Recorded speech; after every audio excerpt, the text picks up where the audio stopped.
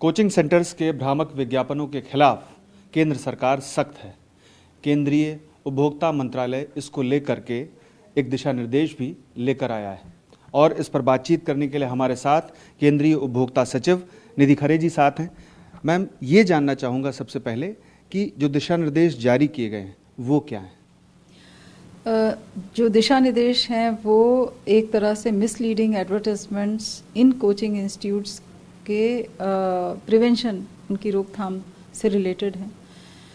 Consumer protection act 2019 में already प्रावधान है मिसलीडिंग एडवर्टाइजमेंट किसको कहते हैं। उसमें ये भी प्रावधान है कि एंडोर्सर्स के दायित्व क्या होंगे, किन चीज़ों का ध्यान रख करके ही एडवर्टाइजमेंट्स किया जाना चाहिए। अगर ये मिसलीडिंग एडवर्टाइजमेंट सिद्ध होते हैं तो उनमें पेनल्टी का भी प्रावधान है। आपने देखा होगा कि सीसीपीए ने पिछले 2-3 वर्षों में सुओ मोटो क्लास एक्शन के अंतर्गत कई सारे प्रोमिनेंट आईएएस कोचिंग इंस्टीट्यूट्स पर कार्रवाई की। लगभग 45 लोगों को इसमें नोटिस भेजा गया।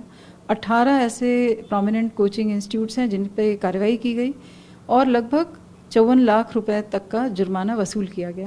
कितना जुर्माना लगाया जा सकता है पहली गतिविधि पर, ऐसी भ्रामक विज्ञापन देने पर, और उसके बाद क्या प्रोविजंस हैं अगर आप? तो भ्रामक विज्ञापन देने पर जो पहली बार अगर कोई ऐसी गलती करता है तो उसको 10 लाख तक का जुर्माना किया जा सकता है। सब्सिक्वेंट वायलेशन पे 50 लाख तक का जुर्माना किया जा सकता है। लेकिन अगर रिपीटेडली बार बार वो अगर भ्रामक विज्ञापन कर रहा है तो ऐसे विज्ञापनों को रोका भी जा सकता है 1 साल से 3 साल के लिए। अभी ये देखा जाता है कि एक ही छात्र की कई कोचिंग सेंटर्स के विज्ञापनों में फ़ोटो होती है, तो ऐसी स्थिति से निपटने के लिए क्या दिशा निर्देश में सख्ती की गई है और क्या निर्देश शामिल किया गया है? देखिए, कंज्यूमर्स जब इस तरह से देखता है कि 5-5, 6-6 कोचिंग इंस्टीट्यूट्स उस सफल छात्र की तस्वीर दिखा रहे हैं तो अपने आप में भी एक कन्फ्यूजन क्रिएट होता है कि क्या वास्तव में एक व्यक्ति के लिए ये संभव था कि वो 6-6 कोचिंग इंस्टीट्यूट्स की सेवाएं ले रहा हो, खास करके तब जबकि वो इस प्रतियोगिता की तैयारी कर रहा हो। तो इस गाइडलाइंस के अंतर्गत ये सुनिश्चित किया गया है कि जब आप किसी भी सफल छात्र की तस्वीर लगाएं और क्लेम करें कि उन्होंने आपके यहाँ से वो सफल हुए हैं, तो आपको ये बताना होगा कि वो कौन सा उन्होंने कोर्स किया था, किस वर्ष में उन्होंने ये कोर्स लिया था और कितनी फीस उन्होंने जमा की थी। अच्छा, ये सार्वजनिक करना होगा उन्हें? क्योंकि हमने ये पाया, हमारी फाइंडिंग्स हैं कि मैक्सिमम जो दावे हुए हैं वो वास्तव में फ्री कोर्सेज के हुए हैं। वो फ्री इंटरव्यू गाइडेंस प्रोग्राम के नाम पर 1-2 घंटे के या 3-4 घंटे के ये एक इंटरेक्शन हुआ है और उसको उन्होंने क्लेम किया कि वो इंस्टीट्यूट के मदद के कारण या उनकी सेवा देने के कारण ये छात्र सफल हुए हैं।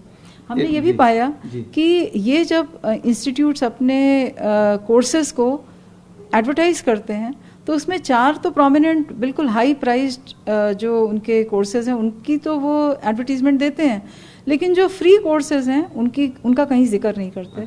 तो उन्हें इस बार से अपने जो एडवर्टीजमेंट्स हैं उनमें ये सारी जानकारी देनी होगी ताकि जो प्रॉस्पेक्टिव कंज्यूमर्स हैं वो एक अपना चॉइस एक इन्फॉर्म्ड चॉइस के रूप में बना सकें।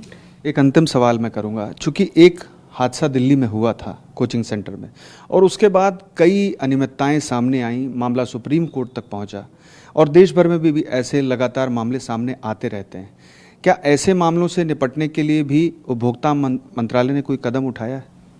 देखिए, जो मिनिस्ट्री ऑफ एजुकेशन ने ऑलरेडी कोचिंग सेक्टर में एक गाइडलाइंस निकाली है जिसमें कि उन्होंने इन सारे बिंदुओं को उठाया है और सुनिश्चित किया है कि कोचिंग के जो इंस्टीट्यूट्स हैं उनमें क्या क्या अनिवार्य सुविधाएं उनको छात्रों को उपलब्ध करानी होंगी।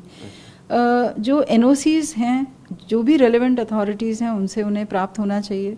छात्र भी किसी भी हालत में उसकी सेफ्टी या किसी अन्य चीज़ों से उसका मतलब उसकी वेलबींग हर समय सुनिश्चित की जाए कि वो सेफ रहे।